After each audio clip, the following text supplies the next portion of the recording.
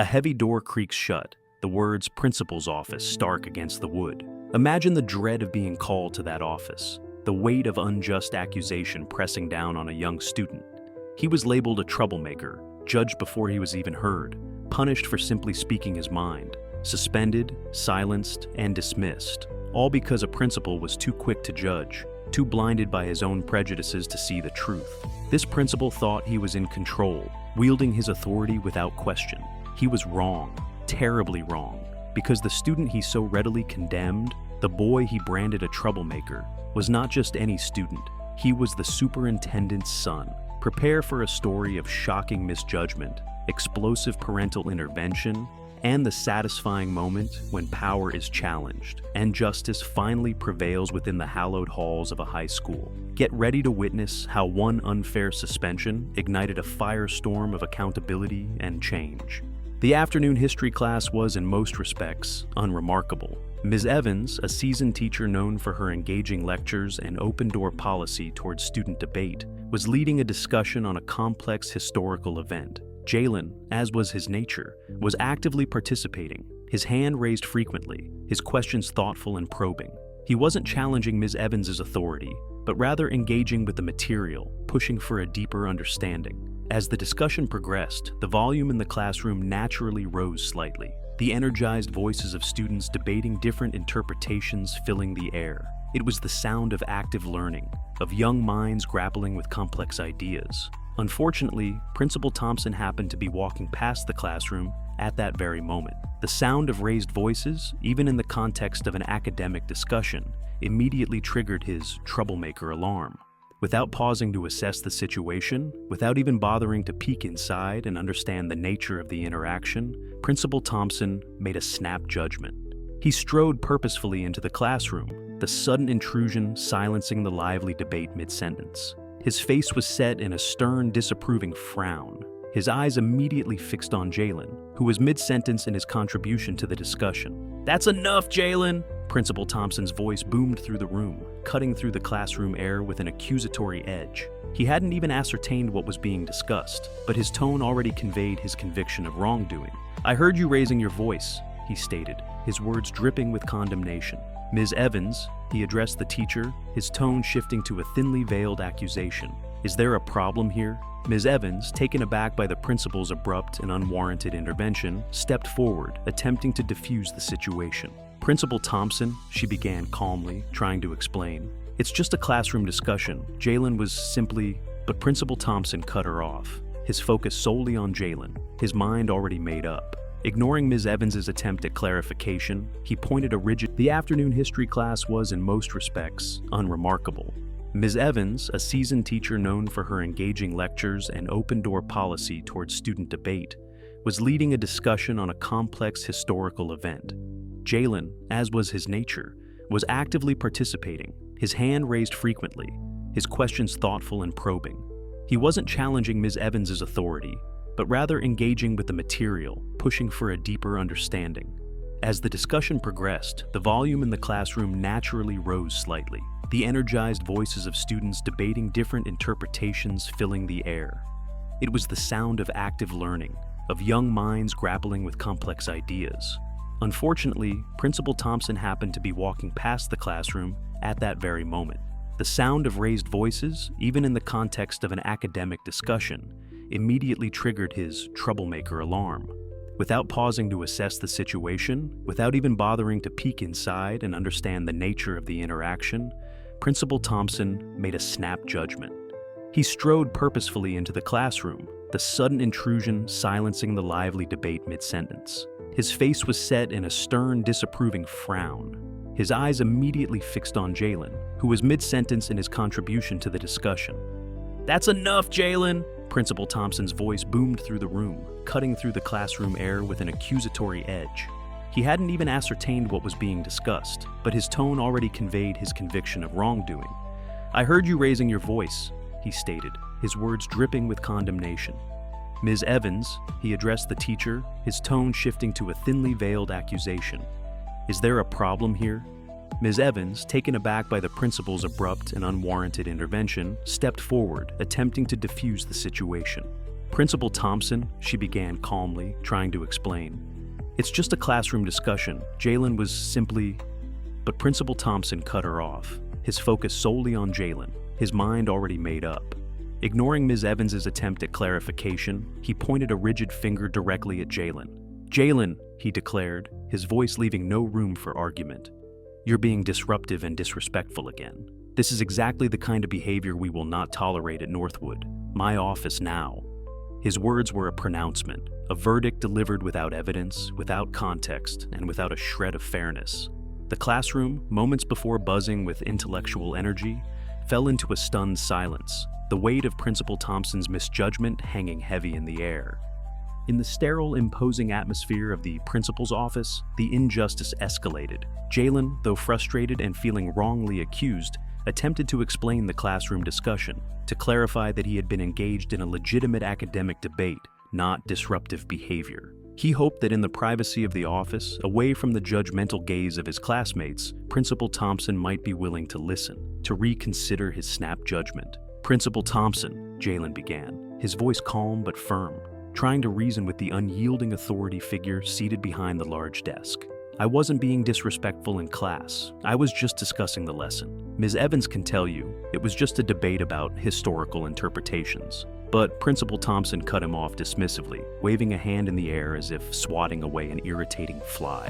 He leaned back in his leather chair, his expression conveying an air of weary impatience, as if Jalen's attempts at explanation were merely tiresome excuses. "Excuses, Jalen," he declared, his voice laced with condescending finality. "Always excuses." He fixed Jalen with a stern, unwavering gaze, his words now shifting from addressing the specific classroom incident to launching into a broader, prejudiced lecture. "You're constantly pushing boundaries, Jalen," Principal Thompson continued, his tone accusatory, falling back on harmful stereotypes. "Disrupting class, questioning teachers, it's a pattern. This kind of behavior is unacceptable. It undermines the order and discipline we work so hard to maintain here at Northwood." He spoke in broad generalizations, painting Jalen with a negative brush, relying on preconceived notions rather than addressing the specific situation at hand. Jalen's frustration grew, his sense of injustice deepening with each dismissive word. "But I didn't do anything wrong," Jalen protested, his voice rising slightly in exasperation, a hint of desperation creeping in. "You didn't even ask what happened. You just barged in and assumed I was causing trouble." He was pleading for fairness, for even a modicum of due process. But his words seemed to bounce off Principal Thompson's closed mind. Principal Thompson remained unmoved, his expression hardening, his decision clearly already made and unshakable. He leaned forward, placing his hands flat on the desk, a gesture of finality. "Enough," he declared, his voice stern and absolute. "I've made my decision. You are suspended for 3 days for disruptive and disrespectful behavior. Consider this a lesson in respect and following the rules." He reached across the desk, sliding a pre-printed suspension form towards Jalen, the official document a cold, tangible symbol of his unchecked authority and prejudiced judgment. Jalen stared at the suspension papers, the reality of the unfair punishment sinking in. He felt a mix of anger, frustration, and a deep sense of helplessness. He knew, in that moment, that Principal Thompson's mind was closed, that his appeals to reason and fairness were falling on deaf ears. He had been judged, condemned, and punished based on prejudice and a refusal to listen, and there seemed to be nothing more he could do. With a heavy heart and a profound sense of injustice, Jalen accepted the suspension papers and left the principal's office, carrying the weight of an undeserved punishment and the bitter taste of systemic unfairness. Leaving the principal's office, Jalen felt a heavy cloud of injustice settle over him. The suspension felt like a brand, a public declaration of wrongdoing for something he hadn't done. He knew his classmates would see the suspension on his record, would hear the whispers, and would likely assume he was indeed a troublemaker, just as Principal Thompson had labeled him. His reputation, carefully built on academic achievement and respectful engagement, felt unfairly tarnished. Reaching for his phone, his hands still trembling slightly with a mix of anger and frustration, Jalen dialed his father's number. Mr. Michael Johnson was a man of calm strength, a figure of quiet authority in Jalen's life. Jalen knew his father valued fairness and justice above all else, and he desperately needed his support now. He explained the entire situation, his voice wavering slightly as he recounted the classroom discussion. Principal Thompson's abrupt intervention, the dismissive lecture, and the unjust suspension. He laid bare the unfairness of it all, the sting of being judged and punished without being heard. On the other end of the line, Mr. Johnson listened intently, his own initial calm slowly hardening into a quiet but firm resolve. He was a man accustomed to navigating complex systems, to addressing institutional challenges, and to ensuring fairness within the educational landscape. And, crucially, Michael Johnson was not just any parent. He was the newly appointed superintendent of the entire school district, Northwood High included. He absorbed his son's account, recognizing immediately the blatant abuse of power and the prejudice snap judgment at the heart of the matter. He reassured Jalen, his voice a steady anchor in his son's emotional storm. He told Jalen he believed him, that he understood the injustice, and that he would handle it. And then, without hesitation, Michael Johnson made a decision. He ended the call, put on his jacket, and with a purposeful stride, headed directly to Northwood High School. Principal Thompson, back in his office, was likely still congratulating himself on maintaining order, on swiftly dealing with another troublemaker. He remained completely oblivious to the storm that was brewing, unaware of the identity of the parent whose son he had just so readily dismissed and punished. He had no idea that the man about to walk through his office door held the very authority that could, in an instant, dismantle his carefully constructed world of rigid rules and prejudiced judgments. Principal Thompson was about to learn a profound and deeply uncomfortable lesson, and the stage was set for a confrontation that would reverberate far beyond the walls of his office. Mr. Johnson arrived at Northwood High, his pace measured and purposeful. He entered the main office, the atmosphere noticeably calmer than the tense energy he knew must be simmering within Principal Thompson's office. Approaching the reception desk, he spoke in a calm, even tone. "Good afternoon," he said to the secretary. "I'm here to see Principal Thompson. My name is Michael Johnson." The secretary, accustomed to parents visiting for various reasons, simply nodded, glancing at her schedule. "Do you have an appointment, Mr. Johnson?" she asked, her tone routine. "No, I don't," Mr. Johnson replied, still maintaining his composed demeanor. "But it's important. Please just let him know I'm here to see him." The secretary, sensing a quiet but firm authority in Mr. Johnson's manner, decided against protocol and buzzed the principal's office directly. "Principal Thompson, a Mr. Michael Johnson is here to see you. He doesn't have an appointment." She paused, listening to the response from the intercom. "Yes, Principal, I understand." She looked up at Mr. Johnson, a slight shift in her professional demeanor, now betraying a hint of curiosity. "You can go right in, Mr. Johnson. It's the last door on the right." Mr. Johnson nodded his thanks and walked purposefully down the short hallway to Principal Thompson's office. Without knocking, he opened the door and stepped inside. Principal Thompson, seated behind his large desk, was reviewing a stack of suspension forms, a self-satisfied air about him.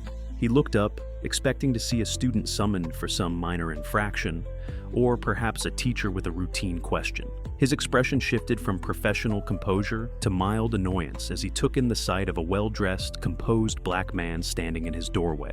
"Yes?" Principal Thompson said, his tone curt, conveying his impatience at the interruption. "Can I help you?" Mr. Johnson remained standing, his posture calm but authoritative. "Principal Thompson," he began, his voice clear and measured, cutting through the principal's dismissive tone.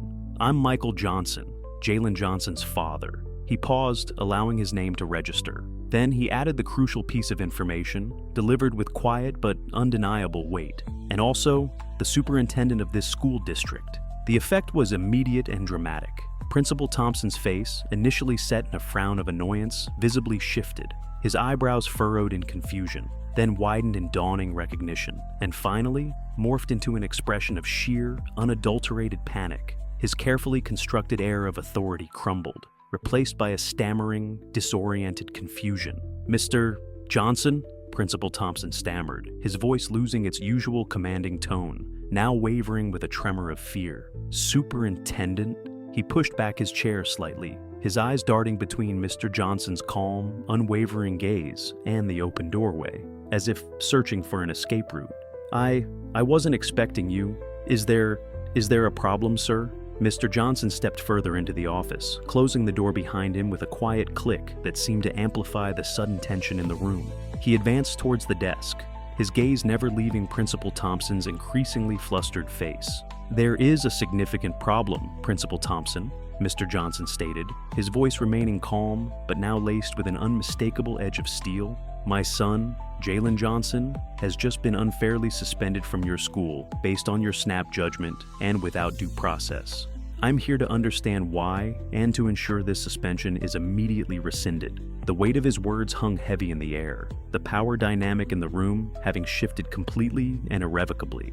Principal Thompson, moments before the unchallenged authority figure, was now squarely in the hot seat, facing the consequences of his own prejudiced actions. Faced with the superintendent's unwavering gaze and the undeniable force of his authority, Principal Thompson's carefully constructed defenses crumbled. He stammered and backpedaled, his attempts to justify his actions sounding weak and unconvincing, even to his own ears. He mumbled about misunderstandings, misinterpretations, and the need for discipline, but the words lacked conviction, hollow echoes of his former self-assuredness. The color drained further from his face as he frantically searched for a way to mitigate the damage, to appease the man who now held his career in his hands. With trembling hands, Principal Thompson fumbled through the stack of suspension forms on his desk, desperately locating Jalen's. He hastily scribbled across it, his signature shaky and rushed, officially rescinding the 3-day suspension he had so readily issued just moments before. He offered the revised form to Mr. Johnson, accompanied by a weak, almost inaudible apology. "Mr. Johnson, Superintendent, I sincerely apologize for any misunderstanding. The suspension is rescinded, of course. It was a mistake, a regrettable overreaction on my part." But Mr. Johnson remained unmoved by the principal's frantic backtracking.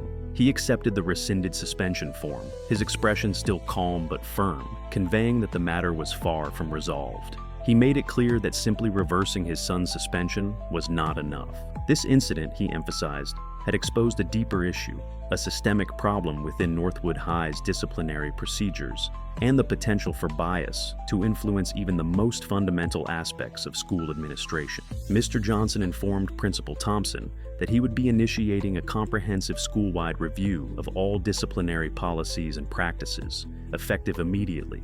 He mandated a complete overhaul of the system, focusing on ensuring fairness, due process, and, crucially, addressing the very issue of bias that had led to Jalen's unjust suspension.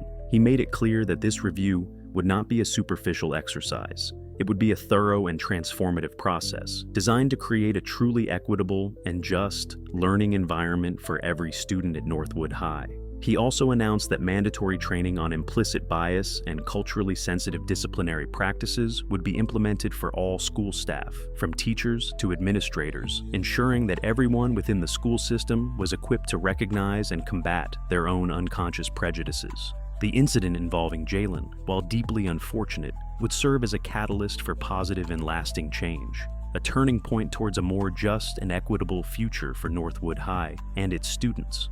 Principal Thompson's prejudiced snap judgment and his abuse of authority had not only wronged Jalen, causing him undue stress and unfair punishment, but had also inadvertently exposed deep flaws within the very fabric of Northwood High's disciplinary system. Mr. Johnson's decisive and unwavering response, fueled by parental love and a commitment to justice, not only cleared his son's name and overturned the unjust suspension, but also ignited a vital process of systemic reform. He transformed a moment of personal injustice into an opportunity for widespread positive change, paving the way for a more equitable and just school environment for all students at Northwood High and beyond. This story stands as a powerful testament to the insidious nature of prejudice, highlighting how easily snap judgments and ingrained biases can lead to unfair and damaging consequences, especially within systems of authority.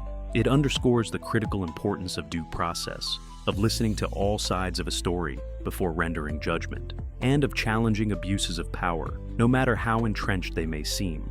But above all, it is a story of empowerment. It celebrates the unwavering strength of parental advocacy, the transformative potential of speaking truth to power, and the enduring hope that even in the face of injustice, one determined voice, demanding accountability and change, can make a profound and lasting difference. Have you ever experienced or witnessed unfair judgment or prejudice within the educational system? Share your thoughts and experiences in the comments below. Let's work together to build schools and communities where every student is valued, respected, and given a fair chance to thrive. And if you believe in stories that inspire us to fight for fairness and demand accountability, remember to subscribe for more empowering content like this. And that's the story of how one student's unfair suspension became a powerful catalyst for change. We hope this story has inspired you to think about the importance of fairness, justice, and speaking up against prejudice. If you found this video thought-provoking and empowering, please hit that like button. Don't forget to subscribe to our channel for more incredible stories of everyday people standing up for what's right. We'd love to hear your thoughts and experiences in the comments below. Have you ever witnessed or faced similar situations? Share your perspective and join the conversation. Thanks for watching, and remember, your voice matters.